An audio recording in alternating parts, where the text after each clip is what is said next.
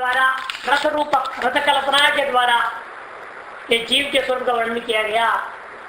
अब बताया जा रहा है कि ऐसा जो जीवात्मा है इसकी बुद्धि कैसे होने पर इसको क्या होता है, कहा जाता है, कैसे रहता है, सारा वर्णन करना है। पहले वो नियंत्रण में नहीं रहता अज्ञानी, ये दिखाना चाहते हैं। इसका फल बताएंगे संसार की प्राप्ति, और जो नियंत्रण में रहता है उसके लिए मोक्ष प्राप्ति। दो मंत्र नियंत्रण और अनियंत्रण को बताने के लिए, और दो मंत्र का फल संसार और मोक्ष बताने। ये चार मंत्र 5, 6, 7, 8 यस्तु बुद्ध्याख्या सारथी, यस्तो बुद्धि बुद्ध्याख्या सारथी, बुद्धि नाम का जो सारथी है। कैसा है वो सारथी? अविज्ञानवान, अविज्ञान वाला है। कैसा है वो? अविज्ञान, अनिपुण, अविवेकी, अनिपुण है, अविवेकी, निपुण नहीं है वो, विवेकी नहीं, कुशल नहीं है। जो सारथी कुशल नहीं है, अकुशल सारथी वाला जीवात्मा, क्योंकि जीवात्मा किसको कहा गया जी? शरीर, बुद्धि, मन, सब इंद्रिया मिला करके कर्म जीवात्मा, भोक्ता क्या हो कह दिया। सारथी विशिष्ट सारथी है, बुद्धियाख्या सारथी, बुद्धि नाम का जो सारथी कैसा है वो? अविज्ञानवान, अनिपुणो, वो विज्ञानवान नहीं है, वो निपुण नहीं है, अविवेकी, अकुशल है। कहने का मतलब विवेक रहित होने से अकुशल है। प्रवृत्ति किसमें अकुशल है? वो प्रवृत्त निवृत्त भवती, प्रवृत्ति या निवृत्ति में जो है वह अविवेकी भवती, क्रियापदमान में हो जाएगा।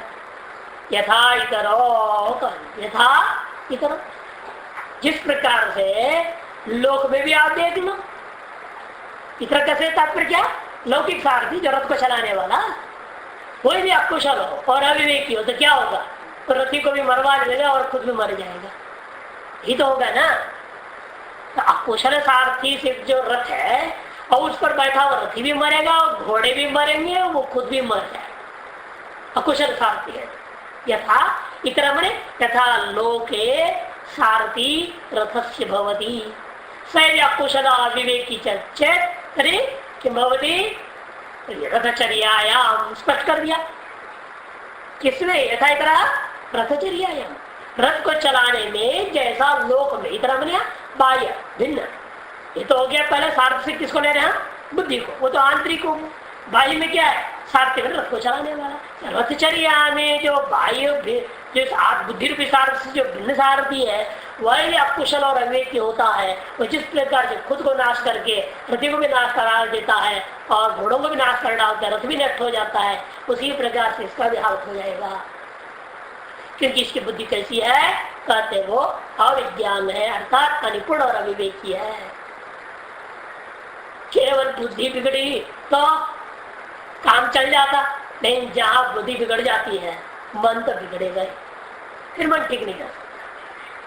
लेकिन कई बार बुद्धि ठीक रहती है, मन खराब है, लेकिन जब बुद्धि बिगड़ गई फिर तो सर्वनाश ही है, फिर मन कभी ठीक नहीं हो सकता। प्रक्रिया युक्तेन अप्रगृहीतेन असमाहितेन मनसा प्रग्रस्थानीयेन सदा युक्तो भवति।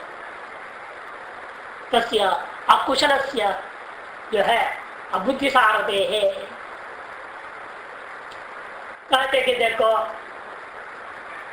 अप्रयुक्त ने कर दिया, अप्रगृहीतेन असमाहितेन, जो प्रगृहित नहीं है, खिंचावा नहीं है, अच्छी तरह से लगान जैसे से खिंचा होना चाहिए ना, तो घोड़े इधर भाग जाएंगे।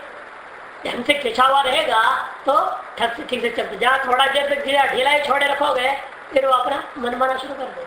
बीच बीच तो करना पड़ता है, टाइट है, उसके दिमाग में टाइट है, उसके दिमाग में आना चाहिए, घोड़े को दिमाग में टाइट है करके, तब तक वो ठीक है।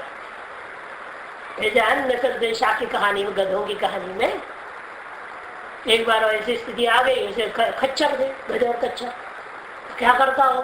बस सीखे मुझे, उसने एक गधे का पैर में यूं घुमा दिया, क्यों घुमा दिया, खेचा उसका, मैं कि बांध दिया जैसे और उसको धीरे से हटा के उसको छुए हुए पैर को अलग कर दिया, फिर दूसरे तीसरे सबको कर दिया, करके वो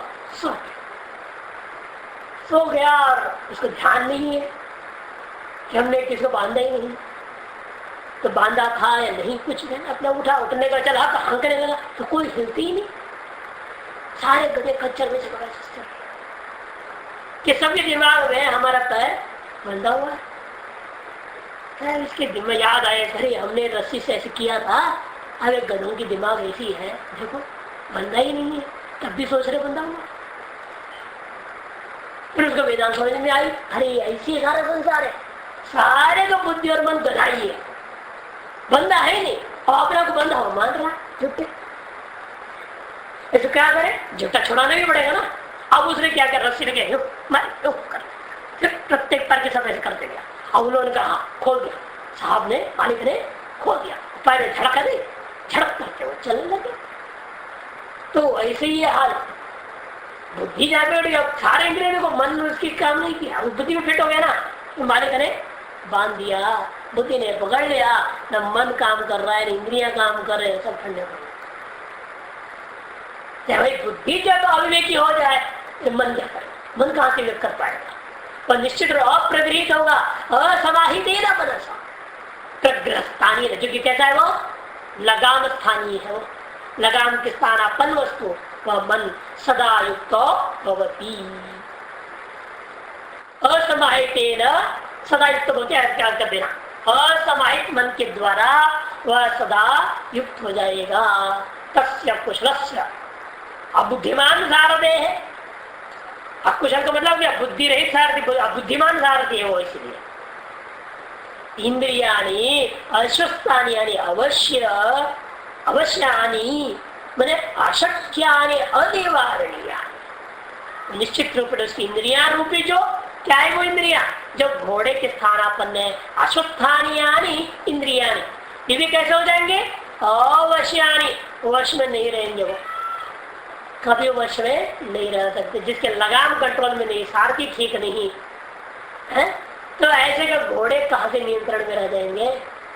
ये इंद्रिया रूपी घोड़े भी वश में नहीं रहेंगे, अर्थात अशक्यानि अनिवारणीयानि, उनका अलक्ष्य की ओर जाते हुए, असद वस्तुओं की ओर जाते हुए, ऐसे वस्तुओं की ओर जाते हुए से रोक नहीं सकेंगे आप, अनिवारणीयानि अशक्या, क्योंकि उन्हें रोकने में आप समर्थ नहीं हो सकते। तो बात अवश्यानी, वश में रहते, क्यों, वो आपके बस के बाद बस में नहीं रहेंगे। क्यों बस में नहीं रहेंगे, क्योंकि हम उसको अपने मन मौजी से निवारण नहीं कर सकते हैं। ये उत्तरोत्तर ही तो बताओ, दृष्टान दे रहे, दुष्टाश्वा अदंताश्वा अदांताश्वा इव इतर सारथे भवती, अदांताश्वा, अदांत दांत रहित ऐसा नहीं, दमन रहित, अदांत मैंने दमन रहित, क्योंकि दमन करना जरूरी है ना, पशु कोई पशु हो उसको दमन के द्वारा ही नियंत्रण में रखा जा सकता है, उसे बढ़िया दंडित करके रखना पड़ता है। यद्यपि पहले सारथी भी अकुशल होता है तो घोड़ा भी अशिक्षित ही रहता है, दोनों ऐसे ना। भेजा जो भी साइकिल दे दो, अब आदमी क्या करेगा, पहले सीखने है जो कुशल रहेगा क्या शुरू से ही, जब सीखने जाएगा वो साइकिल पर चढ़ेगा, 2 बार गिरेगा, इधर चोट भी लगेगा, नहीं दूसरा पीछे धक्का मारने वाला धक्का ज्यादा मार दे तो परेशानी, यार पकड़ लिया तो परेशानी, सीखते सीखते बड़ा परेशान होता है, लेकिन धीरे धीरे कुशल हो जाता है। उस व्यक्ति को पकड़ने की जरूरत नहीं, धक्का मारने की जरूरत नहीं, चढ़ाने की जरूरत नहीं, एकदम दौड़ते जाता है साइकिल। तो इस तरह से जो है यहाँ आती है, लेकिन यहाँ ऐसा है कि घोड़ा भी चेतन होने से वो भी लात मार लेता है, साइकिल तो लात नहीं मारता है, लेकिन घोड़ा है ना ये खुद भी लात मार लेता है। ये साधन और साधक दोनों ही घसीट में आते हैं, ये अंतर है।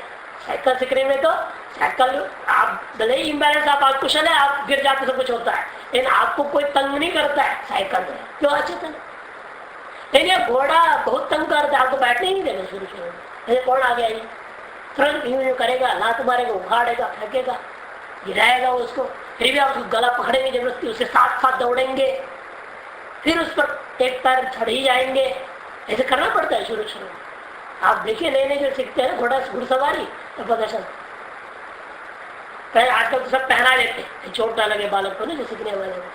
पहले जब तो चोट लग रही था, इसलिए यहाँ तो साधन भी खतरनाक है और साधक भी, दोनों ही अकुशल है, दोनों चैतन्य नहीं है। इंद्रियावचिन चैतन्य, बुद्धिवचिन चैतन्य, मनावचिन चैतन्य, सब तत्वधारी चैतन्य है। यहाँ तो साधक और साधन दोनों के दोनों, एक अकुशल है और दूसरा चंचल है, दोनों के दोनों भिड़ जाएंगे तो क्या होगा दुर्दशा उसका। इसलिए दुष्टाश्वा इव, अश्वा अदांताश्वा, जिसका दमन नहीं हुआ है, ऐसे जो घोड़े को लेकर इतर सारथी में अकुशल कोई बाह्य सारथी का जो हाल होता है वही हाल इस अविज्ञानवान जीवात्मा को हो जाता है, जब इसके सारथी जो बुद्धि अकुशल हो, मन अप्रगृहित हो और घोड़े इंद्रियां दुष्ट चंचल। क्या होता है गति, वो आगे 7वें मंत्र बताएंगे, संसारम चादिगच्छ। इससे पहले विज्ञानवान को बताइए, यस्तु विज्ञानवान भवति युक्तेन मनसा सदा तस्येन्द्रियाणि वश्यानि सदश्वा इव सारथेः। यस्तु विज्ञानवान भवति, किंतु तुमने, किंतु जो पूर्व सारथी से विपरीत, कि बुद्धि रूपी सारथी कैसा है, विज्ञानवान, कुशल है, विवेकी है, और युक्तेन मनसा सदा, और सदा नियंत्रण से युक्त, विवेक युक्त में या प्रगृहित मन वाला, समाहित चित्त वाला सदा रहता है जो, तस्य, उसका, उस सारथी अर्धसारथी विशिष्ट जीवात्मा का कैसे होगा इंद्रियां, इंद्रियाणी वश्यानी, उसकी इंद्रियां वश में रहेंगी, प्रवृत्ति निवृत्ति आदि में अपने मर्जी के अनुसार ढंग से चला पाएगा वो।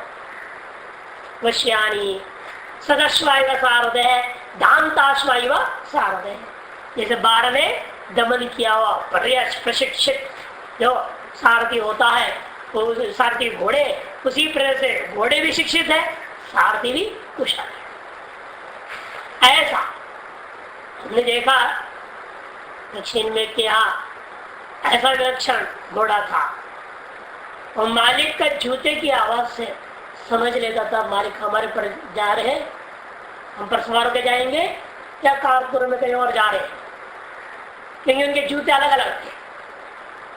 जो बाकी ऑफिस में जाते थे अलग जूते पहनते थे, या कहीं और जा रहे चप्पल पहन रहे, कोई और जूता पहन रहे हैं, लेकिन घोड़े पर जाने के लिए यहाँ तक एक अलग जूता होता, जैसे वो जॉकी शूज बोलते हैं उसको, जॉकी शूज बोला जाता अंग्रेजी में, वो विशेष जूते तो वो पहनते थे। वो पहन के जब आएंगे उसको उस आवाज से अंदर से निकल रहे हैं तभी पहचान लेता हमारे पर सवार होकर जाने वाला खटखड़ा। क्या ट्रेंड था वो घोड़ा, क्यों युद्ध की आवाज पहचान खड़ा। और बाकी समय वो आ रहे जा रहे हैं तो ठीक है, वो कर हिलेगा, हिलाएगा, प्रसन्न होएगा, हम मालिक आ रहे जा रहे, देखिए नमस्कार करेगा, किंतु उठ के खड़ा नहीं होगा उस जूते की आवाज से तुरंत खड़ा। कुशल सारथी और कुशल घोड़ा, हमें जो उसमें बेंगलुरु रेसेस में फर्स्ट में आते थे चौकी, उसमें सिंधे काठी था वो, लेकिन वहां बेंगलुरु में ऐसा उनका घोड़ा, जो घोड़ा और घोड़ी दोनों ट्रेन थे गजब। वो कहते सदस्वा इतर सारथे है लौकिक में। तब यहाँ पर क्या होगा, विज्ञानवान बुद्धि है, आपको विवेकशाली बुद्धि, कुशल बुद्धि है, तो आपका मन प्रगृहित रहेगा, नियंत्रण में रहेगा, तो इंद्रियां भी आपके वश में रहेंगे, जैसे सत अश्व दमन किए हुए घोड़ों के समान अन्य सारथी का। तो दोनों मंत्र में मतलब सारथी का तो शब्दावली एक ही है, एक ही रहेगा। अविज्ञान विशेषण बदल गया ना, विशेषण मात्र बदल रहा है। इसे पहले रूपक में हमने सामान्य रूपक दे दिया, बुद्धि आत्मान रत्न विद्धि, है ना, कौन सारथी, कौन लगाम, कौन घोड़े, और उसका रोड क्या विषय, ये बता दिया। सामान्य रूपक रथ रूपक बना दिया। अब उस रथ रूपक में उस रथ का चलना और रथी का लक्ष्य मोक्ष फल प्राप्ति किसके अधीन है? सारथी के मुख्य अधीन है। सब कुछ सारथी पर निर्भर है। ये सारथी ठिकाना है, कुशल है या कुशल है, उस पर निर्भर है। रति मुक्त होता है कि बंधन में पड़ता है। तो रूपक अलंकार के आधार पर मुख्य चीज हमें सारथी को दिखाना है। और जहां सारथी बिगड़ा वो बाकी सब बिगड़ गए। सारथी ठीक है तो सब ठीक है। इस श्लोक में भी क्या है? बुद्धि को लेकर के तो उपदेश हुआ। अहंकारो धियम ब्रूते, अहंकारो धियम ब्रूते सुखम प्रबोधय प्रबुद्धश्चेद आनंदे न तुम नाहम न वही जगत। बुद्धि मेन चीज बुद्धि। अहंकार बुद्धि को बिगाड़ के रखा। बुद्धि को कहते तू विवेक मत कर, तू शास्त्र मत पढ़, तो उसको मत समझाओ, उसके पीछे मत लगो, तो जो चाहिए मौज इस दुनिया को तेरे को देने को तैयार। अहंकार पूरी समर्थन करता है सांसारिक भोगों के लिए और बुद्धि को उसमें रगड़ देता है, खींच जाए। वो हालत है जैसा द्रौपदी का हाल था दुर्योधन के दरबार में, वही हाल हर व्यक्ति की बुद्धि का इस संसार के दरबार में घसीटा जा रहा है, नंगा किया जा रहा है बुद्धि को। उसको पूरी रगड़ाई हो रही है, खेचाता नहीं हो रहा है। लेकिन कौन बचाने वाला है? कोई बचाने वाला नहीं। जब तक यमेव एष वृणुते आया था ना, यमेव एष वृणुते, जब तक आप उस आत्मा का वर्ण नहीं करेंगे, बुद्धि जब तक आत्मा का वर्ण नहीं करती है तब तक इस बुद्धि को कोई नहीं बचा सकता संसार की रगड़ाई। जैसा द्रौपदी को कौन बचाया? चिल्लाई हे द्रोणाचार्य, विष्णु पितामह, वो ये वो कहा कौन सुनता है? पतियों का नाम सबको चिल्लाई, पूरे देशवासियों को पौरवासियों में बैठे थे, सबसे निवेदन किया। अपनी ताकत के अंत में पकड़ी हुई जो छोड़ करके भगवान के नाम हाथ उठा के शरणागत हो गई। अब भगवान ने उसको 999 साड़ी छोड़ दी। 999 9 27 2 और 7 9 संख्या पूर्ण संख्या दिया ने पूर्णता को प्राप्त करा दिया बुद्धि को। अब अधरापन नहीं रह गया। वही हाल या बुद्धि का भी है। यदि ये बुद्धि कुशल हो तो क्या करेगी?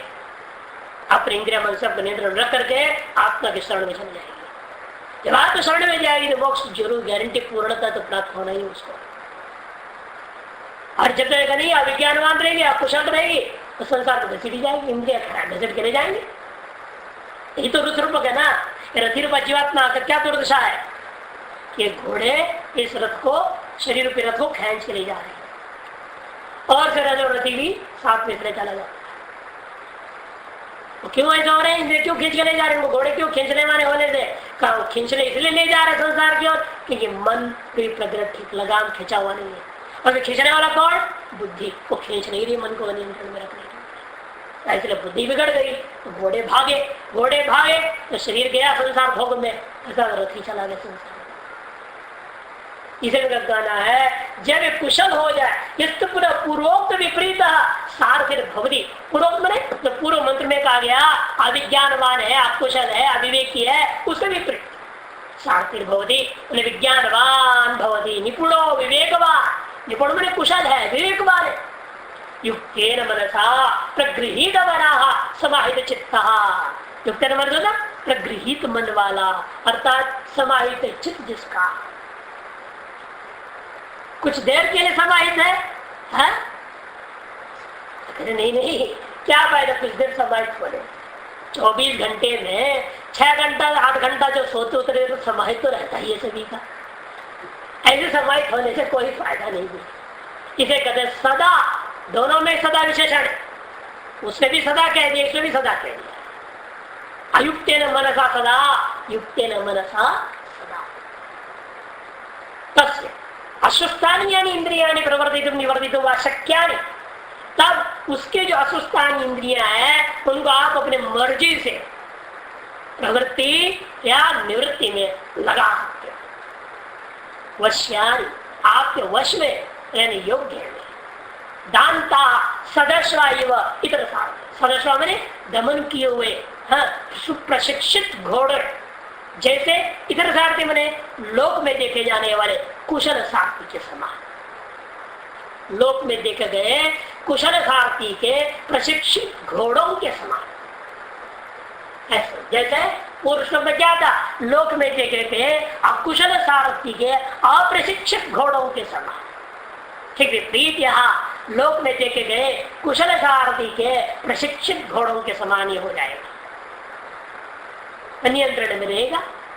तांगे वाला भी देखो अपने घोड़े को कितने नियंत्रण में रखते, वो रेस वाला तो छोड़ दो, तो बहुत ही ट्रेंड होता है।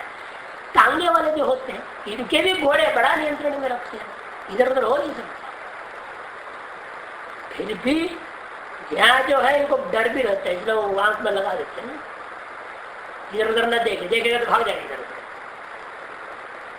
वे कान से क्यों कर देते, बाहर की आवाजों से डर ना जाए, वो उछल दे रहे थे करते, कोई गाड़ी जोर से उछल जाएगा, इसलिए कान से ही बंद कर देते। वो कर कान भी बंद हो जाता उसका, बाहर का कुछ सुनाई नहीं जाता उसको। यहाँ भी करना पड़ता है, यही तो खतरनाक चीज है ना, आंख और कान ही तो खतरनाक है, और बाकी इंद्रिया कोई खास नहीं है। बाकी 3 ज्ञानेन्द्रिया, घ्राण इंद्रिय, रसन इंद्रिय, त्वक इंद्रिय, ये इतने खतरनाक नहीं है। तो ये जब तक स्पर्श साक्षात रहे तब तक तो नहीं है, समस्या ही नहीं। रसनेन्द्रिय जब तक स्पर्श है तब तक है ही नहीं। सुगंध तो हवा जैसे आई हुई तो हवा के अधीन है, वो भी पक्का नहीं है। लेकिन ये जो ऐसा खतरनाक है 4 अंगों दूरी पे, लेकिन सबसे ज्यादा खतरनाक जो फोटो खींचता है बिल्कुल अंदर प्रिंट कर पक्का, और जो शब्द सुनता है भूलता नहीं, इतना आसान शास्त्र को भूल जाएगा। बाकी सांसारिक कोई गाली दे, वो गाली दिया, वो गाली दिया, वो गाली दिया, दिन रात करते विचित्र संसार।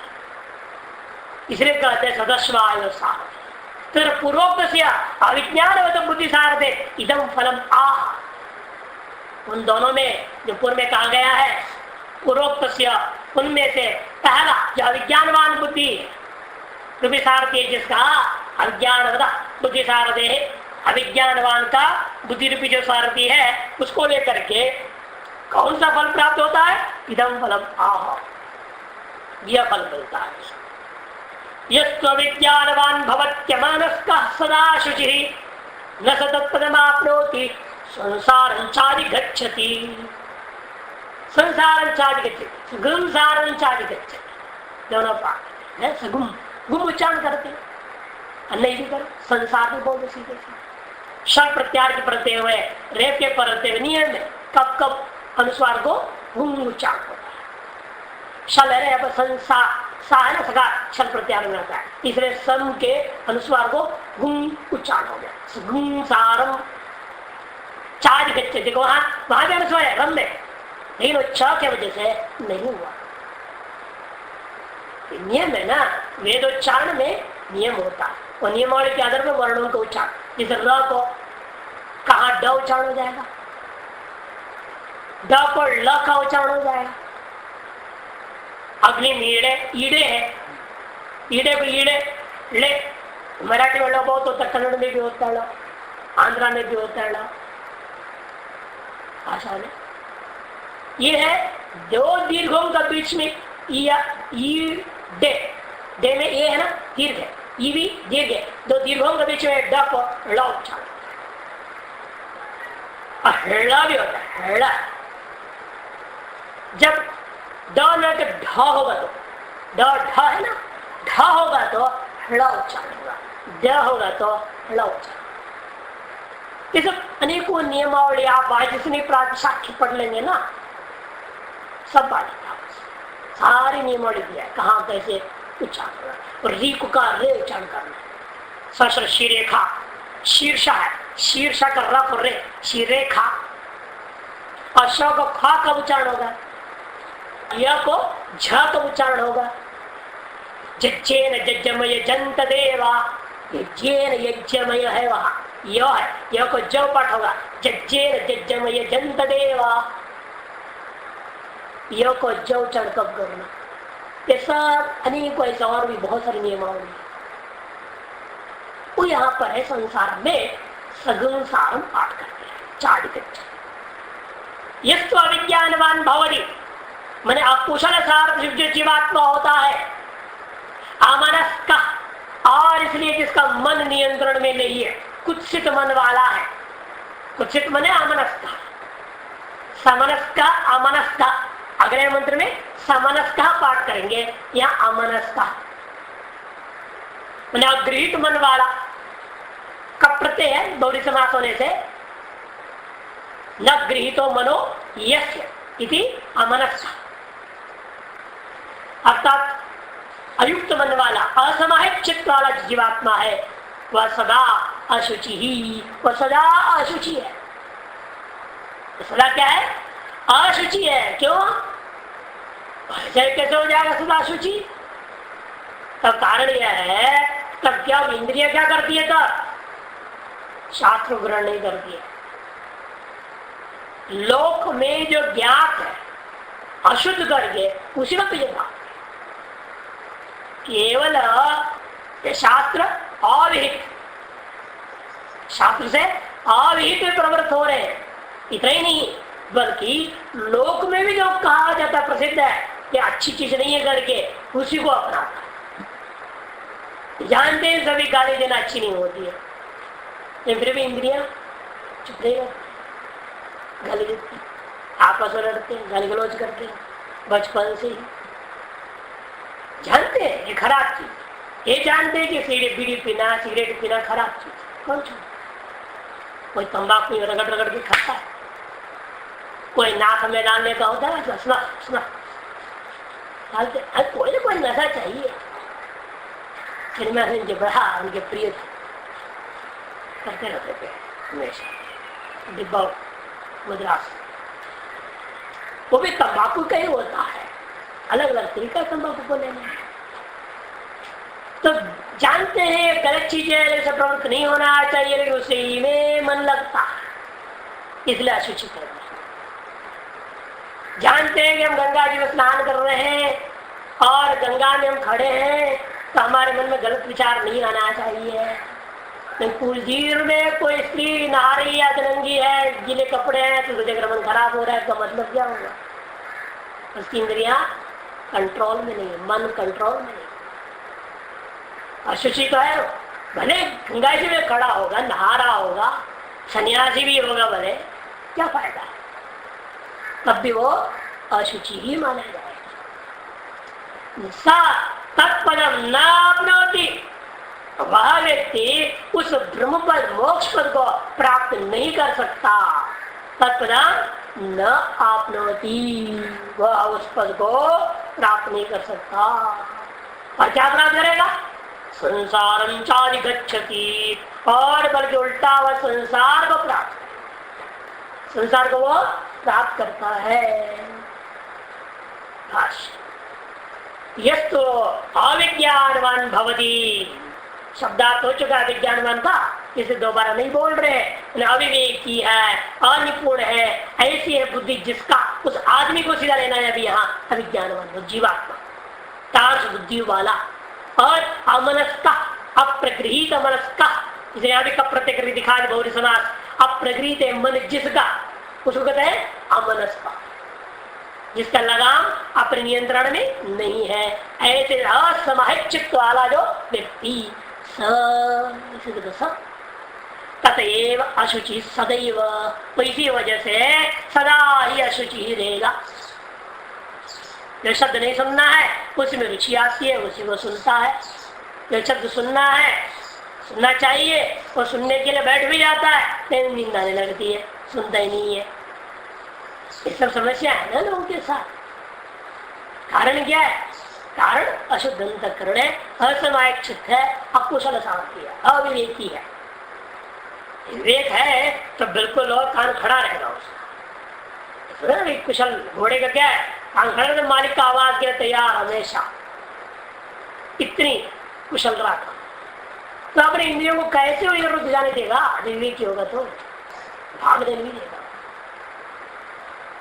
गृहित रहेगी समय प्रकार इसे कहते हैं सा तथा स सदैव अशुचि सदा अशुद्ध समझो। न स रथी, सारथी प्रिंट कर दी एक साथ है, दीर्घ को काट दो। सारथी न ऐसे पाठ करना है, दीर्घ को काट देना, स अलग कर दो, रथी अलग कर दो। या सा जो दीर्घ क्यों है मालूम है आपको? एक साथ छात्र सारथी बन गया, इसलिए गलत है, वो दूर छपनी चाहिए, काटो नहीं दीर्घ को। हमारा मतलब अक्षर है सा और रथी। रोरी लोप हो गया, डरबे पूर्व से दीर्घोणा पुनः रमते, जैसा होता है ना, पुनः क्या है दीर्घ कि नहीं हो गया, इसलिए स का दीर्घ हो गया सा। किसी योग में रथी। आप भ्रांति में ना पड़े तो सामने स्त्रीलिंग हो गया, तो भ्रांति में आ सकता ना, सामने स्त्रीलिंग, सामने से बुद्धि ले रहे हैं क्या, बुद्धि तो रती है ही नहीं। इसलिए हमने आपको कहा दीर्घ को काटे लो, झंझट खत्म कर दो। अथवा समझ लेना बुद्धि में अच्छी तरह से, यहाँ पुल्लिंग है सा नहीं है, पुल्लिंग है स, उसको स के बाद में क्या है पुल्लिंग में एक वचन में सु को रू का रेप का लो रोरी, और डर पे पुरुष से फिर सा हो गया। या तो पूरी प्रक्रिया टिप्पण बनाना चाहिए तो समझ में रहे, नहीं तो कभी देखा किसी ने पूछ लिया तो भ्रांति पड़ जाओगे। एक साथ पढ़ोगे तो भी गलत है, सारथी हो जाएगी, सा रथी। दो अलग करोगे तो भी गलत हो जाए, सा स्त्रीलिंग समझोगे और रथी सा से बुद्धि ले लोगे तो भी गड़बड़ हो गया। और एक साथ जोड़ दिया छपरे के अनुसार सारथी हो जाए तो भी बुद्धि पकड़ में आ जाएगी। हमें रहने अजीवात्मा रथी के मंत्र में क्या है, न स तत्परमाप्नोति, न सबने पुलिंग पुरुष पौने और रथी। इसीलिए प्रक्रिया को ध्यान में रखना केवल आप, या तो या जो काटी में झंझट करके दूर स और रथी अलग ही, जैसी सुविधा समझ गए। ऐसे व्याकरण के अनुसार भाष्य में सा अलग रथी अलग प्रिंट होना चाहिए, एक साथ छपना नहीं चाहिए। और सा में फिर कैसा हुआ वो इसका कारण हमने आपको बता दिया। रबर का आप एक चिन्ह देंगे ना, दूरी का चिन्ह, दूर दूर छपना चाहिए, उसके लिए चिन्ह क्या होता है, अवग्रणी। ये चिन्ह देंगे तो दूर छापो, ये सा और रथी ऐसे बन जाए। और दोनों को सटाना है तो ये चिन्ह होता है हमेशा, प्रिंटिंग का नियमावली। सटाना है तो ऐसे, दूर करना है तो ऐसे, दूर दूर रखो उसको। तो सा रथी ये शुद्ध पाठ है, संशय निवारणार्थ साधु वाले काट भी लेंगे, अपनी मर्जी है।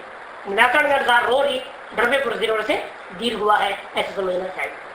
स का व्याख्या है रथी, तत्पूर्वोक्तम अक्षरम यत् परापदम न आपनोति तेन सारथिना, तृतीया गलत कर दिया, तेन तारश सारथी के द्वारा यह रथी जो जीवात्मा पूर्वोक्तम अक्षरम यत् परम ब्रह्म पदम, परम पद है, अक्षर है, ब्रह्म है, अभय है, उसको वह प्राप्त नहीं कर सकता, न आपनोति अनवय कर दो। न केवलम नाप्नोति, केवल कैवल्य को प्राप्त नहीं करता, इतनी बात नहीं। भले चलो मोक्ष नहीं मिलेगा, समाधि मिल जाए तो अच्छी बात है, क्या दिक्कत है। भले मोक्ष नहीं मिलेगा, हमें समाधि नहीं मिल रहा हो, समाधि में रहने लायक हो रहे हो तो क्या बात, खराब थोड़ी है, अच्छी बात। कहते नहीं समाधि नहीं मिलेगी, इसको मोक्ष भी गया, समाधि गई, साधना गया, सब जाएगा, तो मिलेगा क्या, संसारं च जन्म मरण लक्षणम अधिगच्छति। ये जन्म मरण रूपा जो ये धारा प्रवाह चक्र है, इसी को वो प्राप्त कर सकता है, अन्य कुछ भी उसका हाथ नहीं लगने वाला। और यदि विज्ञानवान हो तो यस्तु विज्ञानवान भवति समनस्क सदा शुचि सतु तत्पदमाप्नोति यस्मात् भूयो न जायते। यस्तु विज्ञानवान भवति, क्योंकि ये बात देखिए बार बार वो सदा अशुचि कह दिया।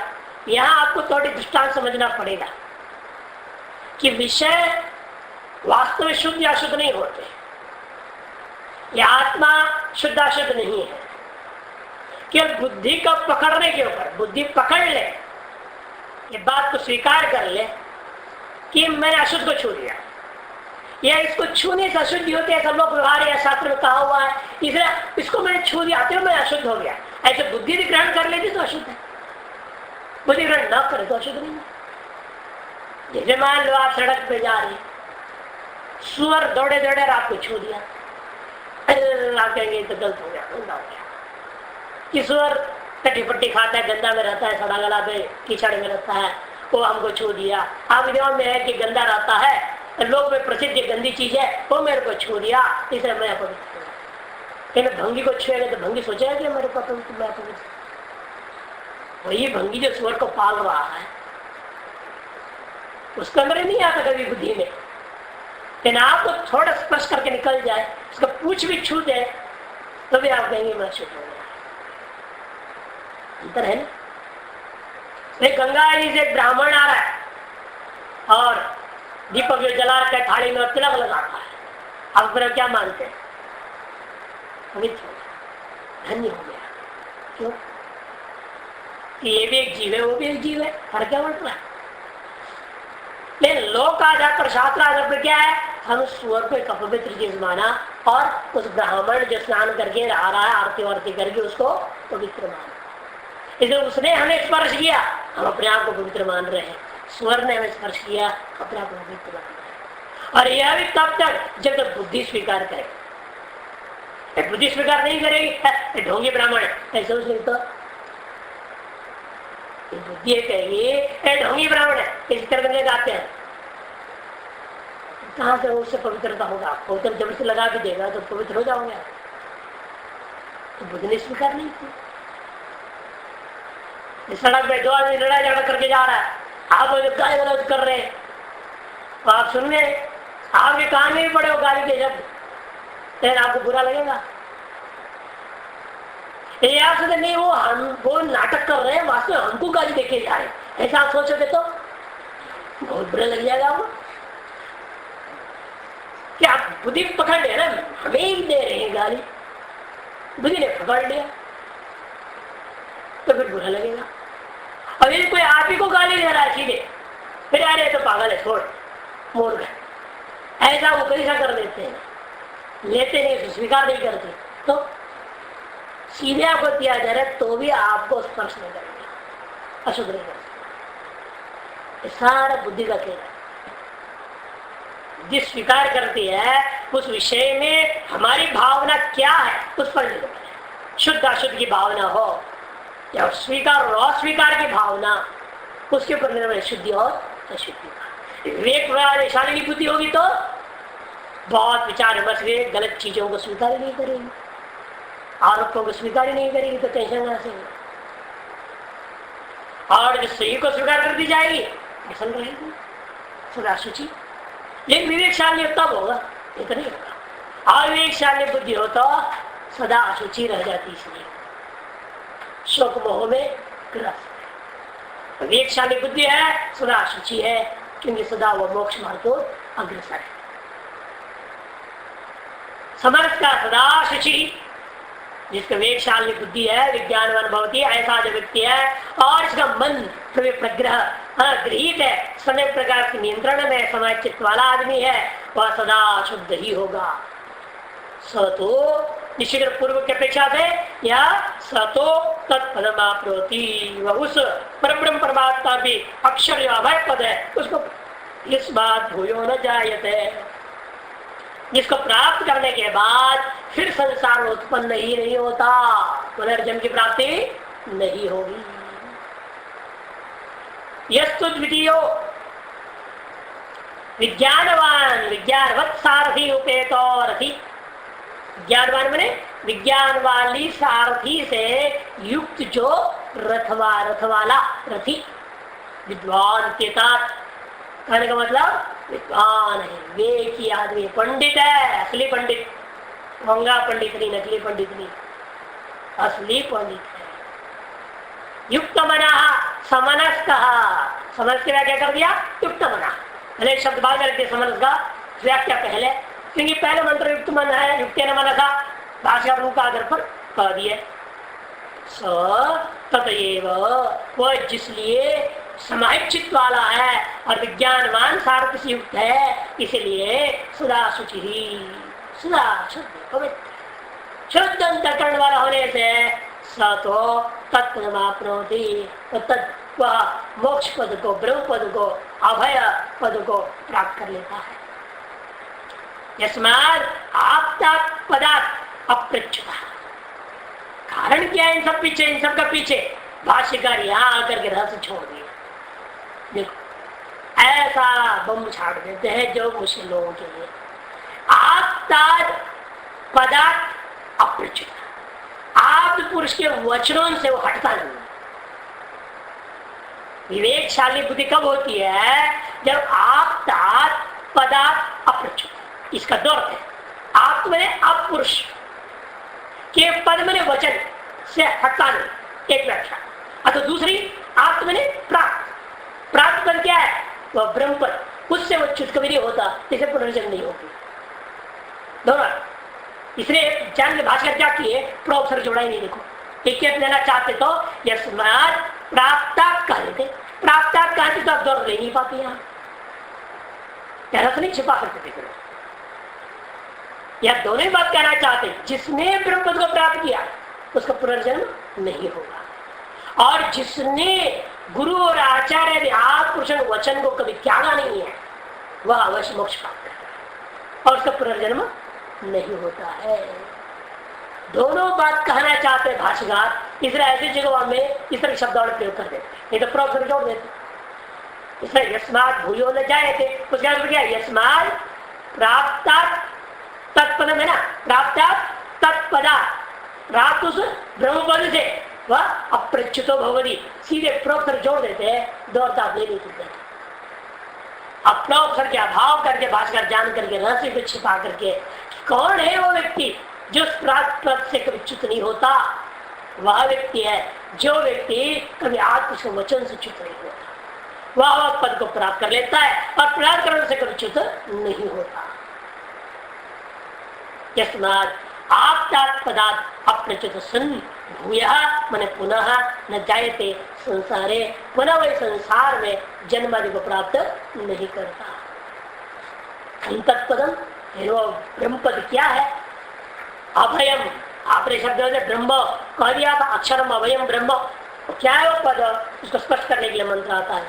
विज्ञान सारथिर्यस्तु मनः प्रग्रहवान् नरः स्वद्वर पारमाप्नोति तद्विष्णोः परमं पदम्।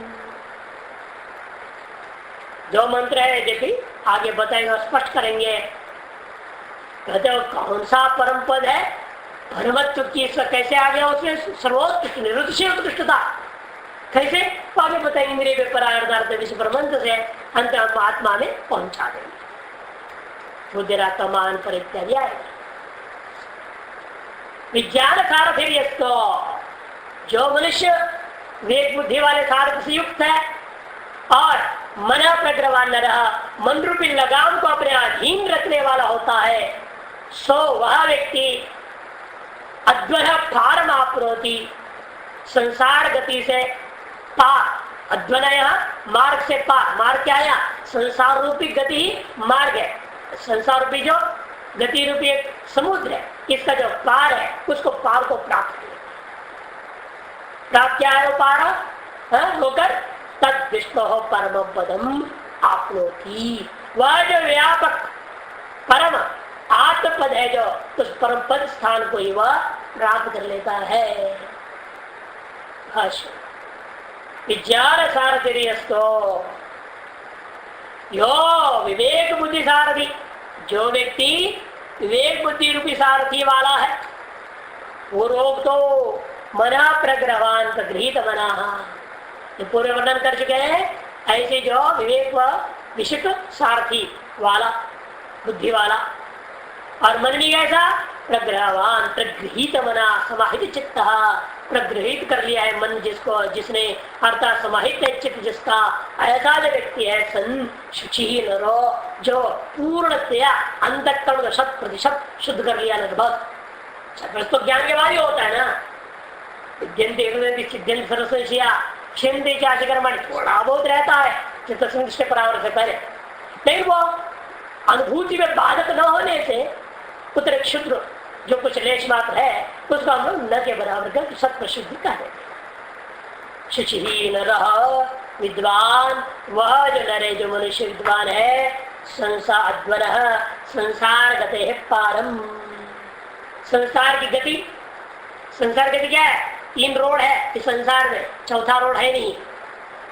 एक रोड का नाम उत्तरायण मार्ग, दूसरे रोड का नाम दक्षिणायन मार्ग, तीसरे रोड का नाम जयस्व मृयस्व अधोगति।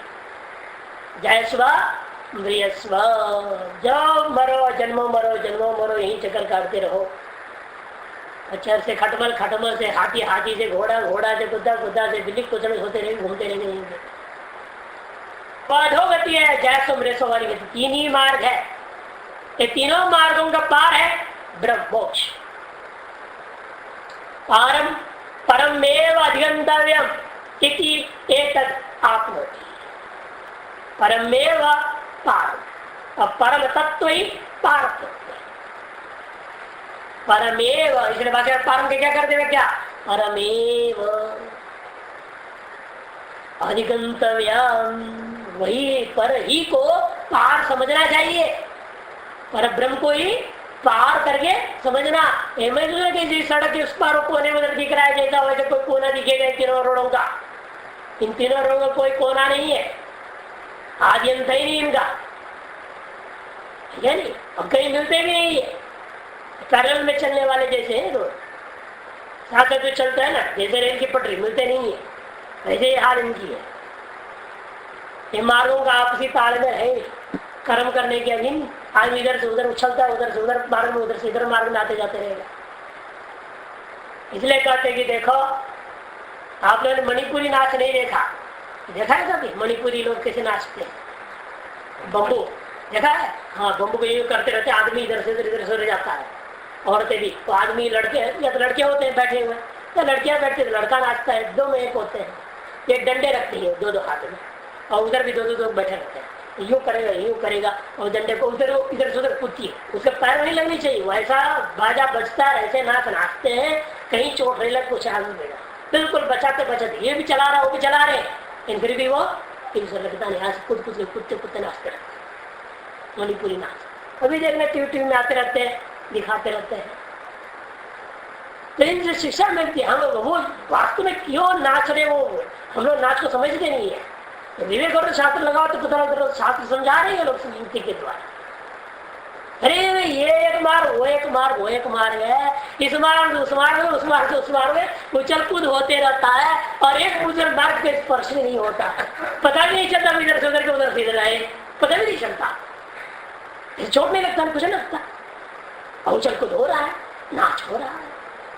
और आदमी को होश नहीं, हम नाच रहे हैं, विवेक है ही नहीं। इतरेतर मार्गों का असंबंध को वह दिखा रहे हैं। वो गाने भी गाते हैं, लेकिन वो गाने पर कौन समझ रहा है? प्रैक्टिस में रहते हैं, वो गाने भी गा दिया, गाने का अर्थ भी पता नहीं है, अर्थ भी पता नहीं गा रहे क्या। जिस गाने के रास्ते में जाए तो पता कर रहे, तो वास्तव में गाने में भी वही बात कही जा रही है जो मार्गों का ही वर्णन है। जब उसको देखा, जब गाए, उसका अर्थ पूछा, तब समझ में आई। देखो तो शास्त्र जो कह रहा है वो उसको लोक में इस तरह से लोक गीत और नृत्य के द्वारा दिखाया जा रहा है। लोकगीत और लोक नृत्य उसके द्वारा दिखाया जा रहा है, दुनिया को समझाया जा रहा है। तुम ऐसे ही भटक रहे जैसा हम नाच रहे हैं, हम कूद रहे नहीं दूसरे में। वैसे तुम भी तीनों मार्ग, कभी उत्तरायण, कभी दक्षिणायन, कभी जो है अजैसो मृषो मार्ग कूदफान चल रहा है। इसलिए बच के बचो, विवेक करो जल्दी से जल्दी। यदि ही हाल चलती रही तो लगता है। इसलिए कहते हैं कि संसार कहते पारम परमेव पारम इत्यभिगंतव्यम इत्येतदाप्नोति, उसको वह प्राप्त करता है, उसको वह प्राप्त कर लेता है। अर्थात क्या? उच्चते सर्व संसार बंधन ही, कहने का मतलब संसार के सब प्रकार के बंधनों से वह मुक्त हो जाता है। विष्णु विष्णु शब्द कर रहे व्यापरशील ब्रह्मण परम आत्मनो वासुदेवाख्य परमं प्रकृष्टम पदम स्थान सतत्व इत्येतत् यदसौ आप्नोति विद्वान्।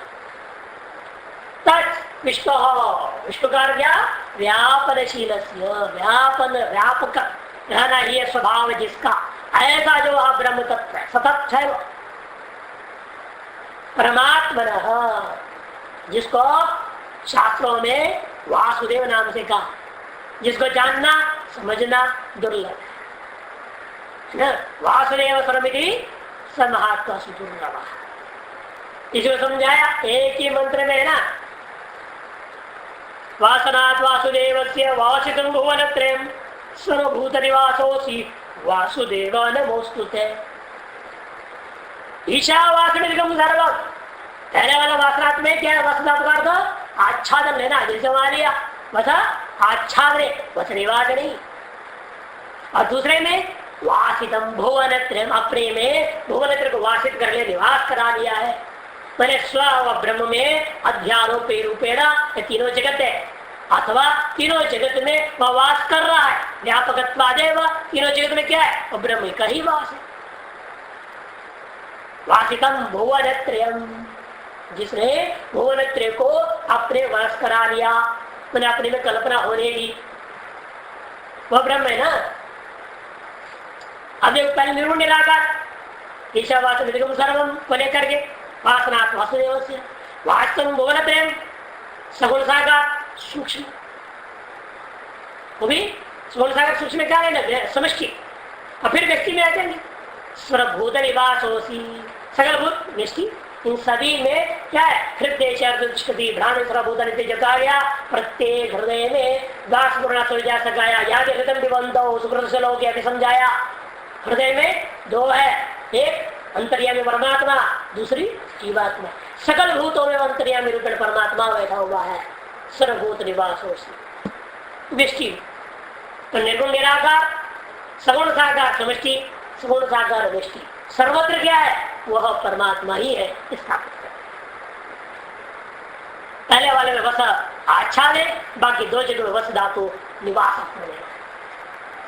इस प्रकार से व्यापक परमात्मा सबको आच्छादित कर लिया है, मैंने व्याप्त कर लिया है।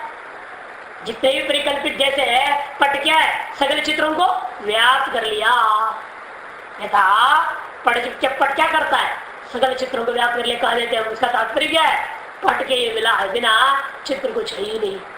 कार्तिके का चित्र पट ना हो तो, इसलिए पट समस्त चित्रों को व्याप्त कर लिया कहा दिया गया, क्योंकि सकल चित्र उस पट में ही परिकल्पित है।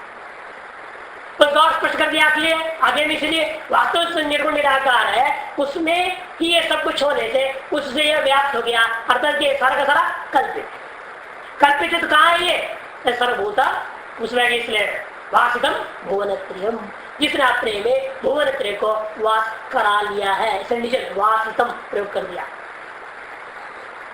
अर्थात तीनों लोगों को स्व में अध्यारोपित कर लिया। और स्व में अध्यारोपित लोगों के वास्तविक स्वरूप को जानने के लिए वो क्या किया? फिर सृष्टवा देवर प्राविशत अनिन्य जीवना नाम रूप व्याकरवाणी, इतने क्या किया? उसने स्वयं सकल भूत में प्रवेश कर गया। क्यों? उसको जानने के लिए अपने अध्यारोप का अपवाद करके सुस्व में प्रतिष्ठित होने के लिए। ऐसे तत्व का नाम ही वासुदेव है। इसे वासुदेवाख्य परमम प्रकृष्टम पदम स्थानम सतत्व, ऐसा जो परमम ने प्रकृष्टम पदम स्थानम सतत्व यदसौ आपनोति विद्वान, जो विद्वान प्राप्त करता है वह जो है वह इस प्रकार का है। उसका वास्तविक रहस्य सहित इसका असली स्वरूप यही है, ऐसा समझो।